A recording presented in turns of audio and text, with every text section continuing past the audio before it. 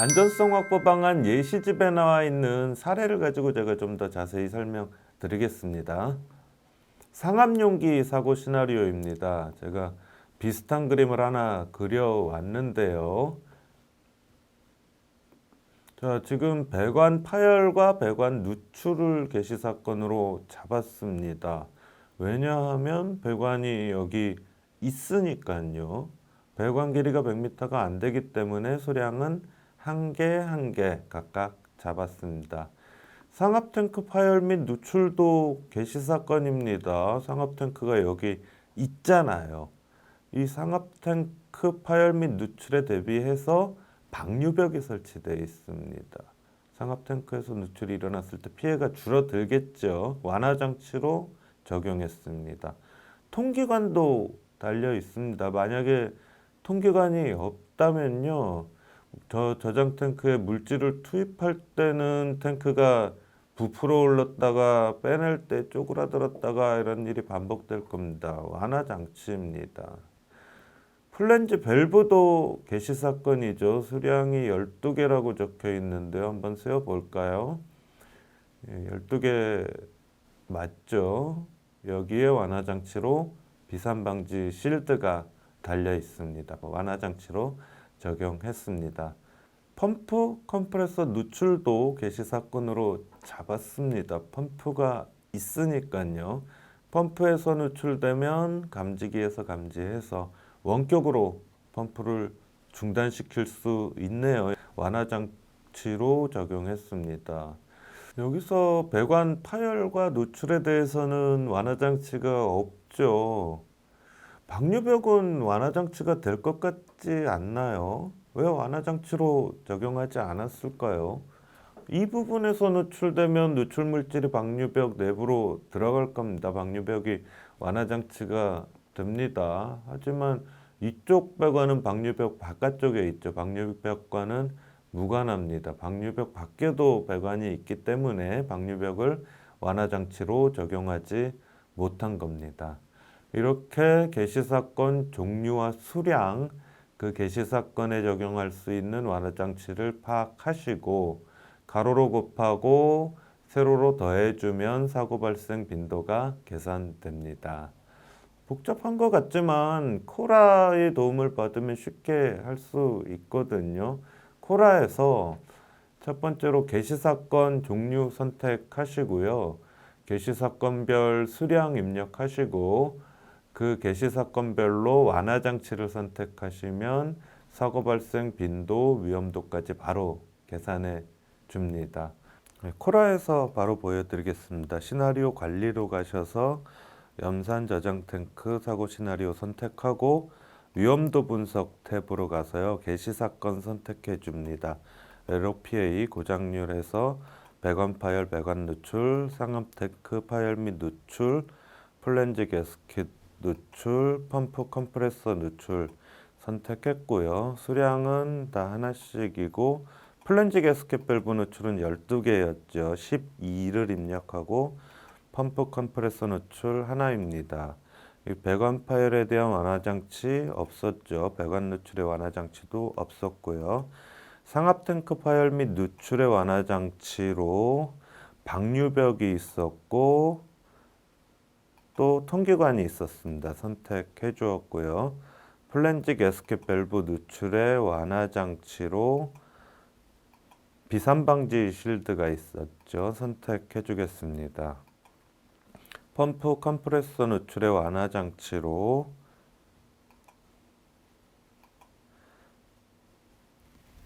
감지기 및 펌프 중단 있었습니다. 선택해 주었습니다. 그러면은 위험도 아래쪽에 사고 발생 빈도도 계산됐고 위험도도 계산되었습니다.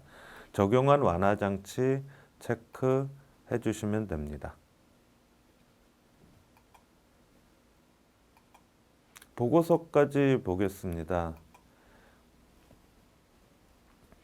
우리가 입력한 게 어떤 모양으로 보고서로 만들어졌는지, 사고 발생 빈도의 개시 사건들 표로 나오고요.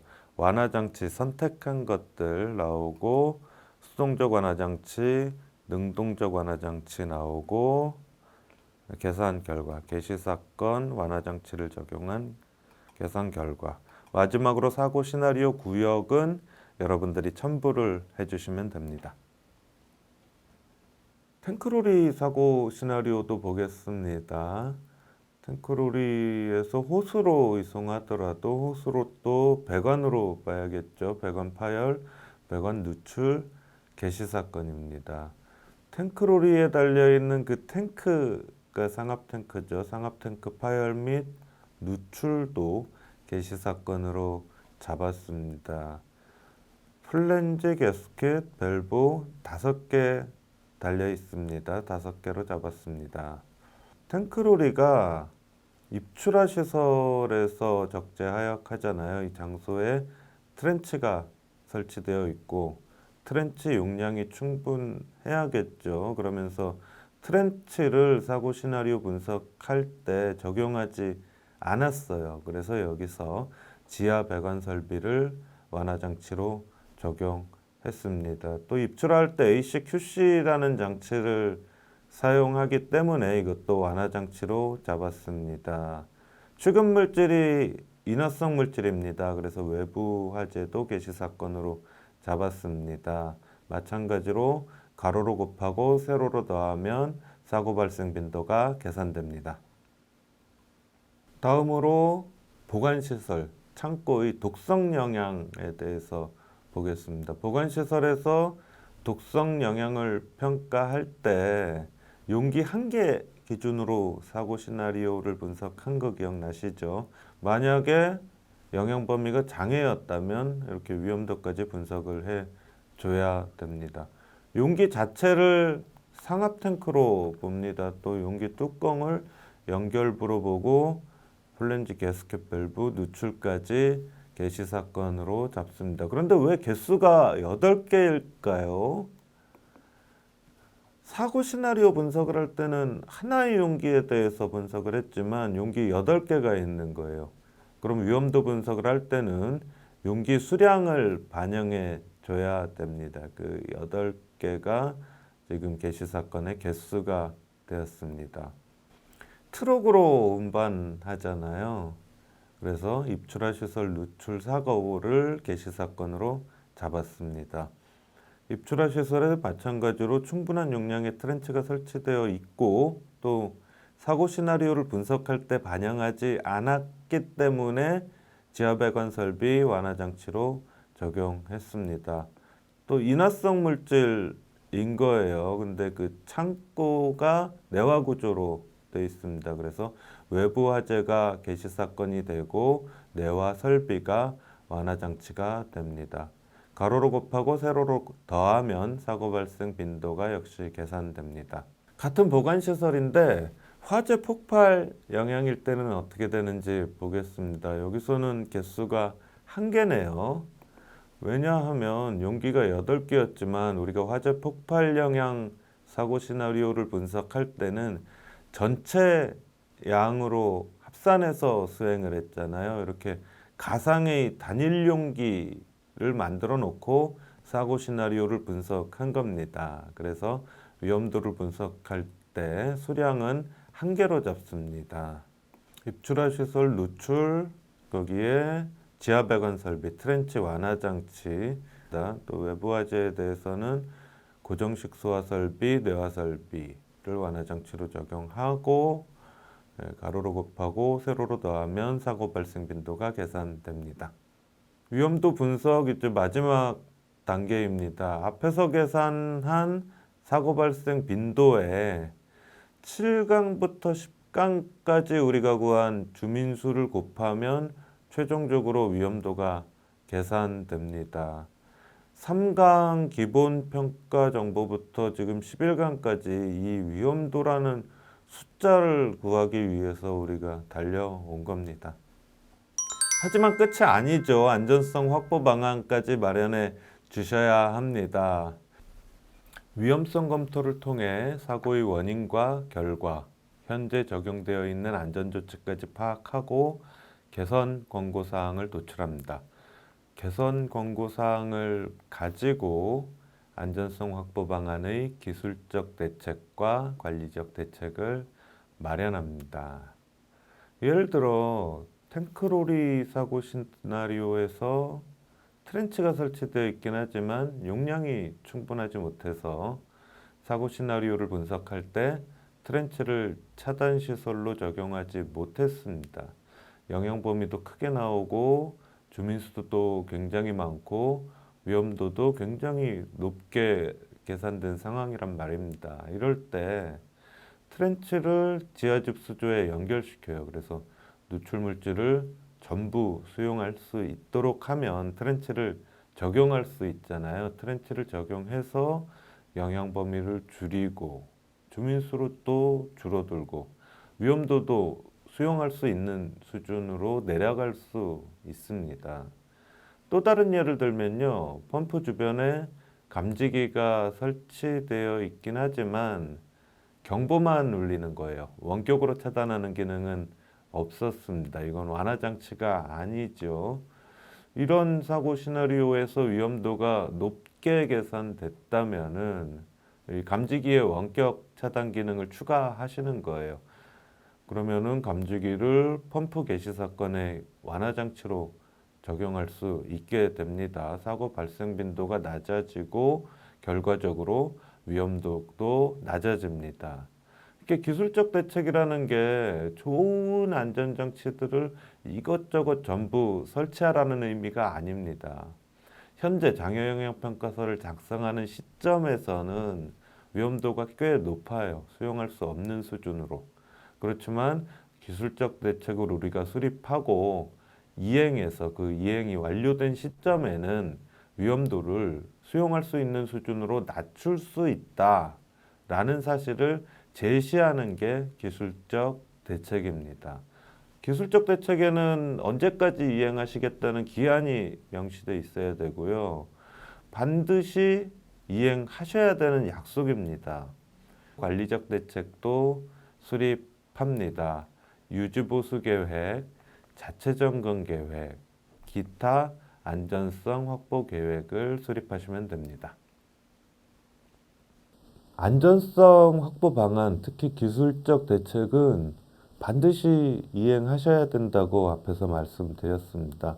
그럼 이행 여부를 진짜로 확인하나? 어떻게 확인하는가? 검사기관이 검사를 할 때 확인하고 화학물질안전원에 보고합니다. 검사기관이 검사하러 나와서 장애영향평가서를 보자고 하는 이유가 여기 있는 거거든요. 기술적 대책은 실제로 이행할 수 있는지 여부까지 검토하셔서 신중하게 작성하시기 바랍니다. 사업장에서 이미 관리적인 대책을 수립하셔서 안전관리를 해오고 있다면 기존 자료를 활용해서 관리적 대책 부분을 작성하시면 되죠. 근데 그런 자료가 없다면 처음부터 작성하는 게 참 막막할 수 있습니다. 어떻게 작성하면 되는지 주요 목차 정도는 코라가 알려주거든요. 코라 보고서를 보겠습니다. 안전성 확보 방안만 보겠습니다. 보시면 기술적 대책으로 위험성 검토를 하시고 앞에 기술적 대책을 수립해서 위험도가 달라졌다면 저 왼쪽에 표에 제시하시는 거예요. 또 관리적 대책으로 유지보수 계획 이런 7가지 순서대로 꼭 이거대로 하셔야 되는 건 아니지만 그래도 가이드라인을 주는 겁니다. 자체 점검 계획도 이런 서식도 하나 보여주고 있고요. 5가지 순서를 참고하셔서 작성하시면 되겠습니다. 기타 안전성 확보 계획도 소화 설비에 대해서 보유 현황 배치도, 고정식 유해 감지 시설 설치 현황 배치도, 또 방제 장비 보유 현황 배치도 이렇게 작성하시면 되겠습니다. 자체 점검 계획에서도 이런 구성으로 작성하시면 되고 점검 주기, 점검 방법, 점검표는 이런 서식으로 작성하면 좋다고 보고서를 통해 코라가 알려준 겁니다. 기타 안전성 확보 계획에서요. 소화 설비 보유 현황 제시하시고 배치도 첨부하시고요. 고정식 유해감지 시설 현황은 그 장애 영향 평가서에는 별도의 서식이 없어요. 그래도 위해관리계획서 서식을 준용해서 작성하시면 좋습니다. 배치도 첨부돼야 되고요. 방제장비 보유 현황도 장애 영향 평가서에는 별도 서식이 없지만 위해관리계획서 서식을 준용하시면 좋습니다. 또 사고 대비 물질은 개인보호장구 고시에 물질별로 개인보호장구를 종류를 정해놨잖아요. 그 기준에 맞는 개인보호장구를 보유하고 있어야 합니다. 당연히 안전인증 받은 제품이어야 하고요. 여기에 방제장비 배치도까지 첨부하시면 장애영향평가서 장애평가정보 작성이 모두 완료됩니다. 네, 저와 같이 장애평가정보 작성까지 마쳤습니다. 어떠셨나요? 너무 어려웠나요? 교육장에서 여러분들 말씀을 들어보면 장애영향평가서를 작성하긴 해야 되는데 간이 작성이면 할만하다. 근데 표준 작성이면 이건 할 수 있는 게 아니다. 어디 맡겨야 된다. 이런 생각을 많이 하시더라고요. 그 교육을 받으셔도 저같이 이렇게 가상의 사업장을 하나 정해놓고 끝까지 같이 작성해보는 그런 스타일의 교육은 또 많지가 않은 것 같아요. 이론만 배워서는 어렵게 느껴지시는 게 당연한 겁니다. 제 강의를 들으시고요. 장애평가 정보도 작성할 만하구나, 작성할 수 있겠구나, 자신감을 가지게 되셨기를 바랍니다. 강의 마치겠습니다. 감사합니다.